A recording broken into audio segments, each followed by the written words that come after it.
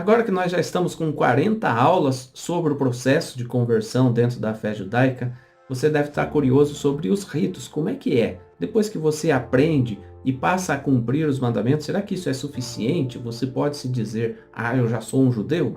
Ou será que não?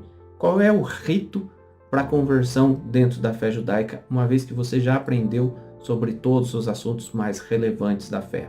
Bom, nos meios religiosos comuns no Brasil, você já deve ter ouvido falar sobre o termo batismo. Esse termo é bem recorrente no meio religioso aqui em nosso país. Mas será que existe batismo dentro da fé judaica? Mais do que isso, se existe batismo, qual é a finalidade dele na minha vida? É sobre esse importante tema que a gente vai abordar na aula de hoje.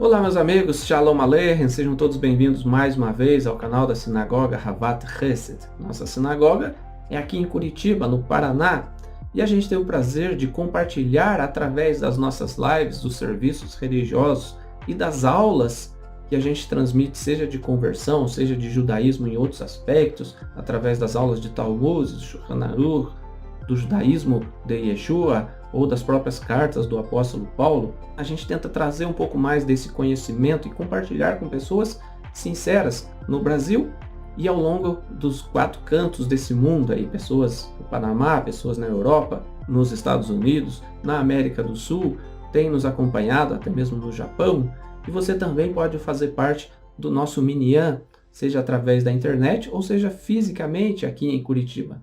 Se você quiser participar conosco, você pode entrar em contato através do WhatsApp, através do Telegram, através das nossas redes sociais, aí também você pode entrar em contato e a gente vai tentar fazer o máximo possível para que você possa encontrar o seu caminho dentro da fé judaica.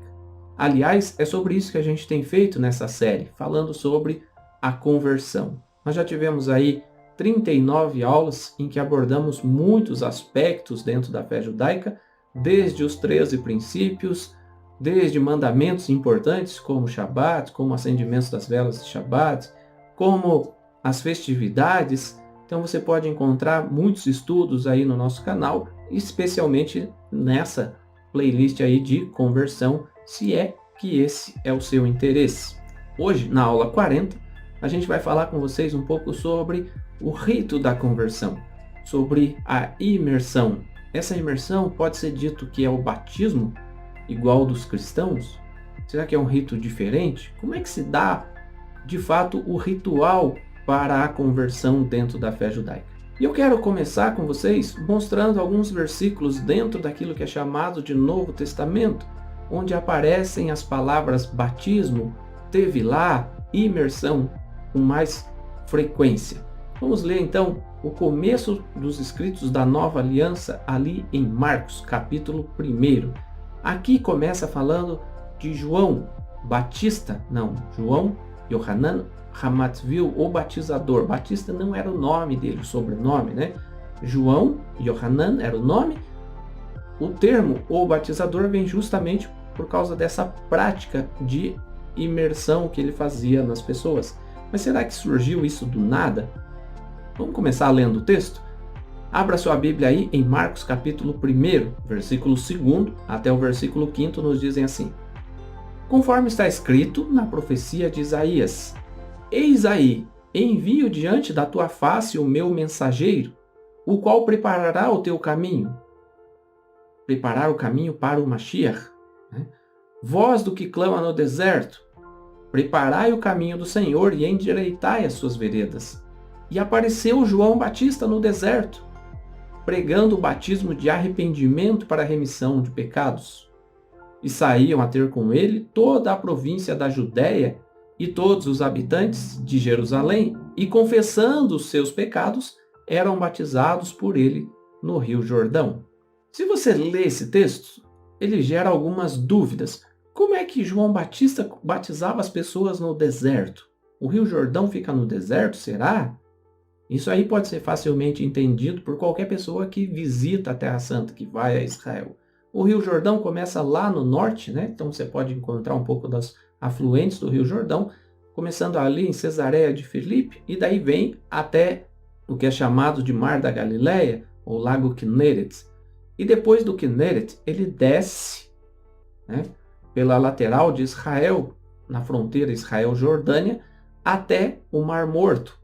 E Yohanan habitava ali no deserto, num lugar chamado Qumran, onde existia uma comunidade dos essênios. Essênios eram um segmento dentro da fé judaica, formado por homens muito devotos, homens esses que tinham uma prática constante de purificação através da imersão nos mikvaot, nos tanques de purificação que ali existiam nesse lugar.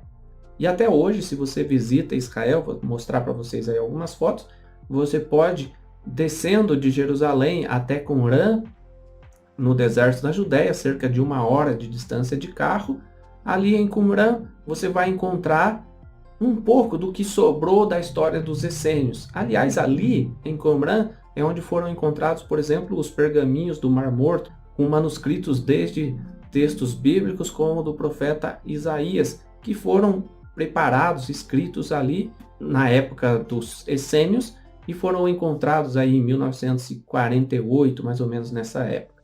Enfim, João habitava ali entre os essênios que tinham práticas recorrentes de purificação através da imersão nos tanques que ali existiam. Então existiam vários tanques, eles acordavam de manhã antes das refeições, faziam a imersão. Quando eles iam rezar nos serviços religiosos, os essênios também costumavam antes fazer a imersão como parte de um rito de purificação espiritual. Então com isso a gente começa a entender um pouco mais da história de João aparecer no deserto. Ele saiu de onde habitava com os essênios para começar o seu ministério. Então podemos dizer que ele passou um período de purificação espiritual ali em Qumran e depois saiu pelo deserto pregando. Deserto em direção à Galileia ou em direção a Jerusalém, você começava a ver ali o Rio Jordão. E a partir dali, então, João batizava. E vinham as pessoas de toda a Judéia e inclusive de Jerusalém para serem por ele batizados. Mas afinal de contas, quem era esse João? Quem era o João, o batizador? Se você ler em Lucas capítulo 1, você vai conhecer um pouco da história dele, da sua origem. João não era uma pessoa que surgiu do nada. Ele era um dedicado servo do Senhor, filho de um grande servo do Senhor. Quero apenas ler com vocês Lucas capítulo 1, versículo 6, que fala de Elisheba, que é Isabel, sua mãe, e que também fala do seu pai. Seu pai era um sacerdote chamado Zacarias ou Zacarias. Lucas capítulo 1 nos diz assim, versículo 6. Ambos eram justos diante de Deus, vivendo irrepreensivelmente em todos os preceitos e mandamentos do Senhor. Esse texto faz referência, então, aos pais de João Batista. Não dá para imaginar que pessoas que vivam irrepreensivelmente nos mandamentos do Eterno não tenham dedicado especial atenção à educação do seu filho, né? E João Batista, portanto, então, era filho de um Cohen, um sacerdote dentre o povo de Israel. Habitou em Qumran e daí ele sai de Qumran para batizar as pessoas. O rito da imersão traz um significado muito amplo dentro da vida espiritual na fé judaica. Desde muitos séculos antes de João Batista, desde os tempos da Torá, desde Moshe, o rito da imersão ele modifica o status das pessoas. Como assim? Bom, hoje eu quero começar a mostrar com vocês esse livro aqui, As Águas do Éden, do Rabino Aryeh Kaplan. Esse aqui já é uma versão bem antiga, mas hoje tem uma capa nova e você pode adquirir aí com o Yaakov, da Kol Yaakov Sefarim. Esse livro vai trazer para você muito entendimento a respeito da importância dos mikvaot, ou dos tanques de purificação. Na página 17, Aryeh Kaplan nos diz assim: a imersão no mikveh, ou num tanque de purificação, é parte integrante da conversão ao judaísmo. É necessária para os homens e para as mulheres. No seu contexto geral, a imersão no mikveh é um processo de purificação e limpeza espiritual. Veja que isso está completamente de acordo com aquilo que era a prática dos essênios. Mas o que isso tem a ver com conversão? Bom, na página 12 do livro, Aryeh Kaplan nos diz assim: a conversão é uma experiência singular, de longo alcance. Ela encerra uma mudança de identidade. Então, você passa por um processo de conversão, de mudança de direção na sua vida, e a conversão encerra, então, uma mudança de identidade. E a pessoa passa a assumir, então, um novo status, isto é, ela é um judeu pleno, um judeu de verdade.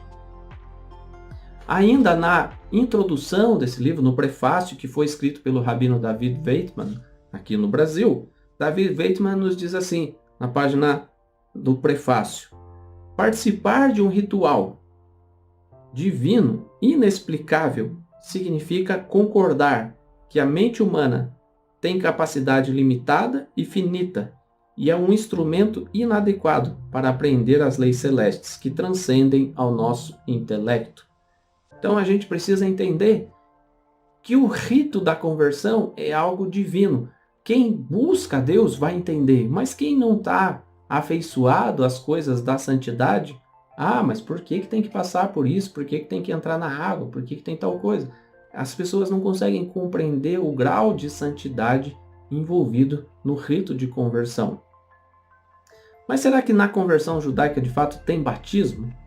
Bom, se você entender as origens e os significados da palavra, aí vai ficar muito mais fácil, né? Batismo em hebraico é tevilá, o termo em hebraico. Tevilá significa imersão. Batismo, portanto, é imersão. Imersão em águas. Daí, por isso, vemos João imergindo as pessoas nas águas do Rio Jordão. Mas qual é o sentido e a origem do batismo ou da tevilá segundo o judaísmo? Se você começar a ler os textos sagrados lá no livro de Êxodo, capítulo 29, versículo 4, nós temos escrito assim: então farás que Arão e seus filhos se cheguem à porta da tenda da congregação e os lavarás com água. Por que era necessário lavar Arão e os seus filhos com água? Bom, Aryeh Kaplan nos explica aqui. A Torá nos diz que o primeiro passo na consagração de Arão e seus filhos, como Coanim, incluiu a imersão no mikve. A imersão não envolvia purificação, mas uma mudança de status nesse caso. Arão deixava de ser um homem comum e passava a exercer o sacerdócio. Antes dele colocar as vestes sacerdotais, ele tinha que passar por esse rito de mudança de status. E isso era através da imersão no mikve, através da imersão nas águas. Na página 25, nós temos escrito assim: a imersão na purificação ritual envolve o mesmo conceito. A água não está lavando nenhuma sujeira, você não está tomando banho. O mikve está mudando o estado espiritual do indivíduo de tomé, que quer dizer sujo, para tahor, limpo. Na realidade, esta purificação é uma mudança de estado e não um processo de limpeza. O exemplo mais expressivo dessa mudança de status está no caso da conversão. Aqui, novamente, não é uma questão de sujeira ou purificação, mas apenas uma mudança de estado. Como nos exemplos mencionados antes, esta mudança de estado se produz através da imersão no mikve, como afirma o Talmud. Assim que o convertido emerge saindo das águas, ele é como um judeu, sob todos os aspectos. Veja como é importante a imersão. Mas eu posso ser judeu sem passar pelo rito da imersão? Não, não pode. Não pode. Por isso é tão importante. Como a imersão no mikve muda uma pessoa? Isto pode ser melhor compreendido com base em outro ensinamento talmúdico, de que um convertido que abraça o judaísmo é como um novo recém-nascido. Se você lê os textos, da Brit Hadashah, vai falar sobre uma nova criatura, vai falar sobre isso, sobre estar recém-nascido. Olha que interessante, o Talmud faz uma referência exatamente igual. Isso tem muitas ramificações importantes, especialmente no referente à família previamente não judia do convertido. Outro sim nos fornece uma visão importante do conceito do mikve. Emergir do mikve, sair das águas, é muito parecido com o processo de renascimento. Sob esta luz, vemos que o mikve representa o útero. Quando o indivíduo entra no mikve, ele está entrando novamente no útero. E quando emerge, é como se tivesse nascido de novo. Assim, ele atinge um estado completamente novo. Quando a gente lê isso aqui, pode parecer complicado, mas na verdade, o que é um bebê dentro do ventre da mãe? Ele está num ambiente totalmente puro, revestido de líquido por todos os lados, o líquido amniótico, né? Tudo aquilo que envolve ali a proteção do bebê, e ele sai de um ambiente de pureza total. Quando o homem faz a imersão no mikve, ele é envolto pelas águas e ao sair ele emerge de um lugar de pureza plena. Isto é especialmente verdadeiro na purificação da sujeira ritual. O útero é um lugar completamente desvinculado de todos os conceitos de tumá, ou seja, de sujeira, de impureza. Um bebê entra no mundo em completa pureza. E não é possível que ele seja corrompido enquanto ele está no útero. Assim, quando o indivíduo entra no mikve, ele deixa toda a sujeira espiritual, vamos dizer assim, né, e impureza atrás dele e emerge como uma nova pessoa purificada. Portanto, vemos que a imersão no mikve representa renovação e renascimento. Se você ler nos escritos da Brit Hadashah, você vai ver exatamente isso, né? Vamos dar um exemplo disso? Vamos dar um exemplo de uma conversa entre Yeshua e um homem respeitado dentro da fé judaica chamado Nicodemos. E eles falam a respeito do renascimento. Olha o que Yeshua fala com ele. João capítulo 3, do versículo 1 até o versículo 7. Havia entre os fariseus um homem chamado Nicodemos, um dos principais dos judeus, um dos responsáveis por uma sinagoga, talvez. Este, de noite, foi ter com Yeshua. Ele disse: Rabi, sabemos que és mestre vindo da parte de Deus, porque ninguém pode fazer estes sinais que tu fazes se Deus não estiver com ele. Então veja, Nicodemos, um dos responsáveis dentre o povo de Israel, reconhecendo Yeshua como um mestre da parte de Deus, e que ninguém seria capaz de fazer aqueles sinais se não fosse da parte do próprio Deus. A isto respondeu Yeshua, versículo 3. Em verdade te digo, que se alguém não nascer de novo, não pode ver o reino de Deus. Olha Yeshua falando de nascer de novo aqui. Perguntou-lhe Nicodemos: como pode um homem nascer sendo velho? Nicodemos não estava entendendo. Pode porventura voltar ao ventre materno e nascer uma segunda vez?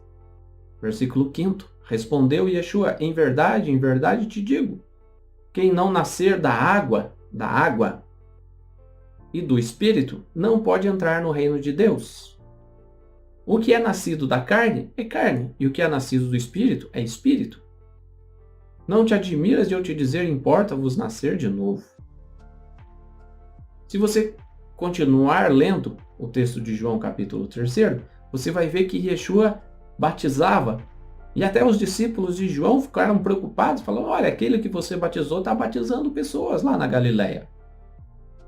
Sim, Yeshua também batizava as pessoas. Agora vamos na página 37 do livro, vamos ver o que nos diz Aryeh Kaplan. Outro uso importante do mikve é o correspondente à conversão. Como vimos antes, a imersão no mikve é parte integrante do processo de conversão, sem o qual um não-judeu não pode entrar para as fileiras do judaísmo. Tá vendo? Sem a imersão no mikve, num tanque ritual, você não pode se declarar judeu. No caso de um homem, a imersão deve ser precedida pela circuncisão ritual. E para uma mulher, a imersão em si mesmo representa todo o rito da conversão. Então o homem deve fazer, nos dias ali antes da imersão, ele deve fazer a sua circuncisão para concluir então o processo de conversão à fé judaica. Falamos aqui muitas vezes do termo de mikve. O que é mikve, né? Nada mais é o mikve do que um tanque para imersão. Não pode ser confundido com piscina. Existe uma série de regras que determinam o mikve.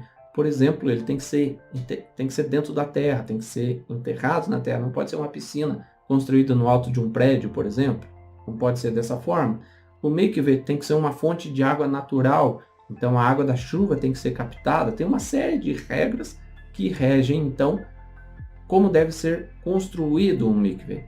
Mas se não tem um mikve na sua cidade, não fique preocupado com isso, porque talvez você tenha um mikve mais puro, ou até mesmo melhor, se você mora perto da praia, por exemplo. O mar é um mikve natural. O rio, como o Rio Jordão, no caso de Yohanan, o rio também é um mikve natural. Você não precisa construir um mikve. Claro que em cidades onde um rio esteja mais distante, onde tenha mais dificuldades, é mais fácil construir um mikve, por isso o mikve torna-se parte tão relevante dentro da fé judaica. Mas não se preocupe, se não tem mikve na sua cidade, você pode passar pela conversão e ser mergulhado nas águas do mar ou nas águas de um rio que cumpre exatamente com o mesmo rito, da mesma forma, tá? Mas claro, não é apenas ter uma água, ter um rio na sua cidade, você vai lá, faz a imersão, agora eu sou judeu, né? Você vai no médico, faz uma cirurgia, uma postectomia e sai dizendo que é judeu. Não é assim que funciona. Veja o que Aryeh Kaplan nos diz na página 40 do livro. O ritual da imersão, assim como o da circuncisão, quando necessários num homem, né? Então, claro, a mulher não precisa, não é algo que um convertido possa fazer por si só. Como significa uma mudança importante no estado comunal de uma pessoa, devem ser tratados como uma função da comunidade. Portanto, esses rituais devem ser administrados por uma corte rabínica, por líderes responsáveis que tenham conhecimento, práticas, uma vida de Torá. Lembra de João Batista? João era filho de um Cohen, de um sacerdote. João tinha uma vida de santidade, de purificação espiritual, de conhecimento dos mandamentos de Deus. Por isso ele saiu para ser a voz que clamava no deserto. Portanto, esses rituais devem ser administrados por uma corte rabínica, pelo menos 3 homens. Obviamente, esses homens já devem ser judeus, já devem ter conhecimentos da Torá, devem ter uma vida prática dos mandamentos, a menos que seja feita dessa forma, na presença dessa corte, a conversão não é válida. Então, preocupe-se se você está assistindo a alguma sinagoga, algum grupo. Essa pessoa que está conduzindo a sua conversão, ela tem uma vivência de Torá? Ela tem conhecimento de Torá? Quando você pergunta a ela, ela traz esclarecimentos dentro da Torá para você? Ou ela fica enrolando? Não, esse mandamento aí não precisa, isso aí não precisa. Quem abandona os caminhos da Torá, os caminhos dos mandamentos de Deus, será que é possível conduzir um processo de conversão à fé judaica? Claro que não, né? Você precisa de líderes, de pessoas que tenham conhecimento, pessoas que sejam responsáveis de uma vivência prática de Torá. Seja no rito da conversão ou mesmo quando a imersão é realizada em cumprimento a outros preceitos bíblicos, como no caso da mulher depois do seu período menstrual, existe uma bênção que é pronunciada. E essa bênção está no Sidur. Você vai ver aí a página do Sidur e você vai ver a bênção aí. Baruch atah Adonai Eloheinu melech haolam asher kideshanu bemitzvotav vetzivanu al hatevilah. Bendito sejas tu, eterno nosso Deus, Rei do Universo, que nos santificaste através dos teus mandamentos e nos ordenastes a imersão na água. Na página 48 do livro, Aryeh Kaplan nos diz assim: é costume imergir 3 vezes ao ir ao mikve. Você sabe por que a imersão é feita 3 vezes? Bom, o motivo disso é porque a palavra mikve aparece 3 vezes na Torá. Veja como está conectado, como isso é interessante, como o seu líder precisa ter conhecimento. Você vai perguntar, por que é 3 vezes? Não, porque é tradição, mas tradição derivou da onde? Onde começou? Porque está escrito mikve 3 vezes na Torá, então a gente faz a imersão 3 vezes. E agora que você já sabe um pouco mais sobre o rito do batismo, sobre o rito da conversão, sobre a importância do batismo dentro do rito da conversão, vamos ler com atenção uma pequena história dentro da Brit Hadashah ainda, que ocorreu entre Filipe, um dos apóstolos de Mashiach, e um eunuco. Essa conversa está relatada ali em Atos capítulo 8, e a gente vai ler a partir do versículo 30, mas você pode ler ali a partir do versículo 26 já, quando o eunuco estava viajando e ele lia o profeta Isaías. Aí Filipe chega e passa a conversar com ele. Veja a partir do versículo 30 o que nos diz. Correndo Filipe, ouviu ler o profeta Isaías e perguntou: compreendes o que vens lendo? E ele respondeu: como poderei entender se alguém não me explicar?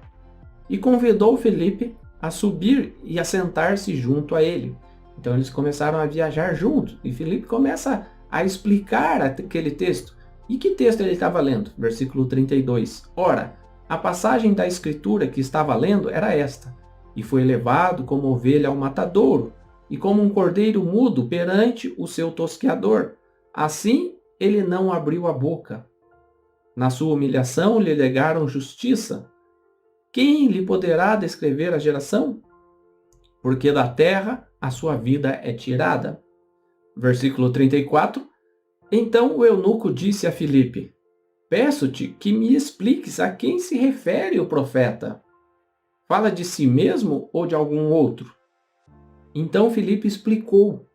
E começando por esta passagem de Isaías, anunciou-lhe a Yeshua, ao Mashiach. E seguindo eles caminho afora, chegando a um certo lugar onde havia água, disse o eunuco: eis aqui a água. Que impede que eu seja batizado?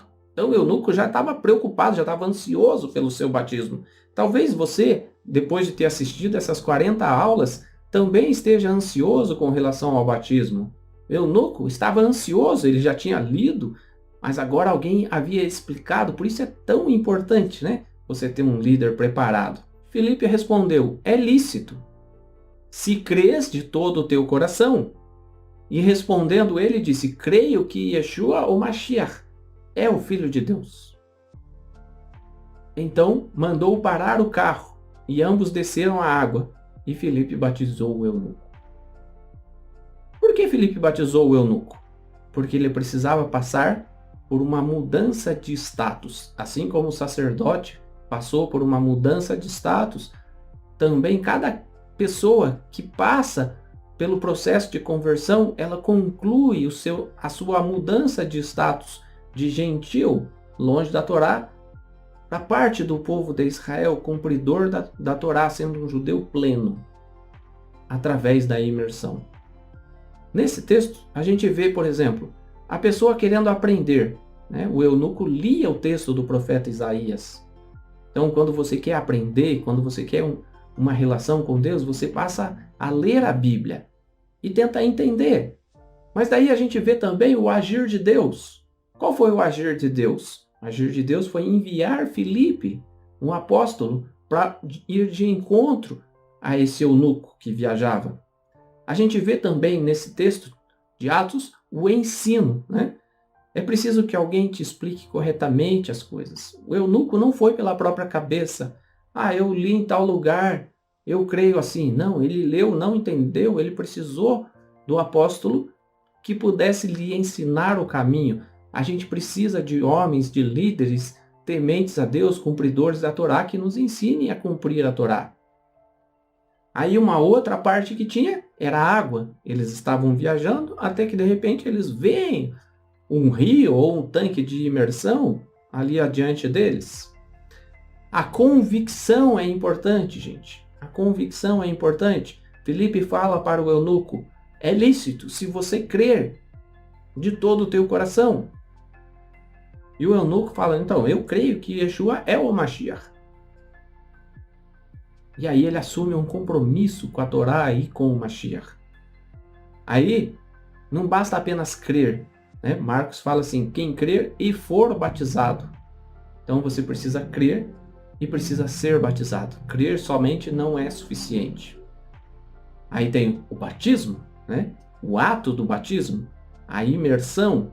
Filipe batizou o eunuco. E finalmente isso conclui a sua mudança de status. Meu desejo é que esses passos todos possam ocorrer na sua vida. que você possa aprender e você também, com responsabilidade, com entendimento, com frutos de arrependimento, como disse Yohanan, possa passar pela Tevilá, mudando seu status de gentil para um genuíno judeu, conhecedor e cumpridor da Torá, para uma genuína judia, conhecedora e cumpridora dos mandamentos do Eterno. Mas tudo isso vai passar por toda essa sequência. Não existe dentro da fé judaica uma pessoa que se empolgou, assistiu uma aula e quer ser batizado. Nenhuma corte rabínica, nenhum líder religioso responsável vai fazer a tevilá de uma pessoa assim. Você precisa ter um tempo de estudo, de conhecimento, de aceitação, de aprendizado, de prática, para que a sua conversão possa de fato surtir efeito. Não uma mudança para as outras pessoas, mas uma mudança pessoal, uma mudança de status para você mesmo, tá? E se você gostou desse vídeo, não esqueça de dar o joinha aí, de compartilhar com as outras pessoas, de deixar seu comentário aí, olha, entendi o estudo, assisti do começo ao fim, isso é importante para nós no canal, e se você deixar alguma dúvida aí, certamente eu vou responder o seu comentário, tá?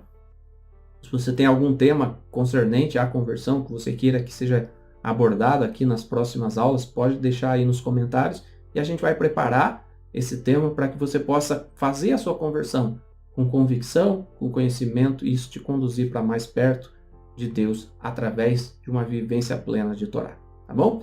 Não deixe de dar um like, não deixe de compartilhar, não deixe de se inscrever no canal se você não é inscrito, de ativar as notificações. A gente tem transmissões ao vivo toda sexta-feira, 19h30, sábados, 10 da manhã, com Shaharit de Shabbat, sábado à tarde, sábado, na hora da Havdalah, a gente sempre tem um Shirur, domingos às 6 da manhã, a gente sempre faz o Shaharit de Yom Rishon, domingo ao meio-dia, domingo, 3h30 da tarde, um domingo sim, um domingo não, tem o programa Havat Cast, que é um programa de comunhão, e agora a gente está tendo também as aulas para os jovens no projeto da Atfer Chesed, para que os nossos jovens também possam aprender a não apenas passar pela cerimônia do Bar Mitzvah, mas ter uma vida plena de filho do mandamento, que é o termo exato da palavra Bar Mitzvah. Sejamos todos nós filhos do mandamento com conhecimento de Torá e com a convicção de que Mashiach ben Davi irá voltar para restaurar a terra como era desde o princípio e que Deus voltará a habitar com os homens, tá bom? Um grande abraço, fica nessa esperança, fica nessa certeza e que a sua conversão possa alcançar êxito diante do Eterno. Grande abraço, shalom, até a próxima. Tchau.